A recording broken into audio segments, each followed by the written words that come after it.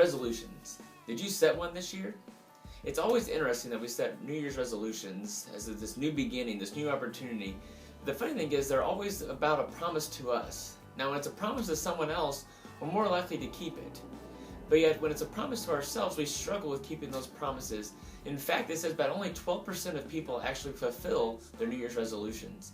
33% of people actually never even start theirs.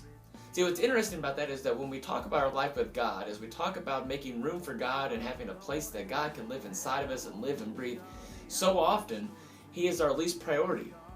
So this year, as we start out a new sermon series with our Ignite students, we ask, what is ruling your life? What is those core values that are allowing to have the throne of your life? And so this week we talked about humility, which is interesting because John the Baptist and David are two of the key humble people from the Bible.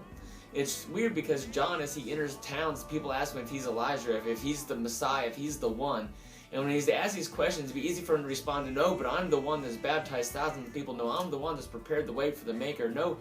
And literally he responds by saying, I'm the one that's least. The greater one's coming. I must become less. He must become more. See, all those things that John does is distracting and putting the attention back because he knows where those things come from. The same thing for David. If you think about all the Psalms that he wrote about the times where he's been killing bears and he's singing praises to God and all these things, but he never mentions this time of slaying Goliath. Wouldn't it be nice to be known as the great giant killer? Wouldn't it be nice to be known as the one that took down Goliath with a sling and a stone? But yet he doesn't wrap his identity up in those things. He shares the heart of God. Now for us in life, we have to question ourselves. We have to wonder what is ruling the throne of our lives.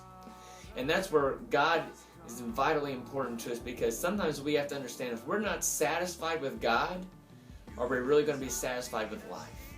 So becoming satisfied with God is extremely important, but that means that we might have to change our stance. We might have to let some things go from our throne. We might have to get out of the throne ourselves and take a new stance and put Christ back at the center of our lives and show the world that He is the one that is ruling our lives, and all the things that we've been blessed with, our talents and our gifts and our possessions, all those things are to be used to glorify His kingdom. Thank you so much for allowing your students to participate in our services and our programming. Student lunch is this Wednesday, and so we invite your student to come and join us for lunch here at First Christian Church.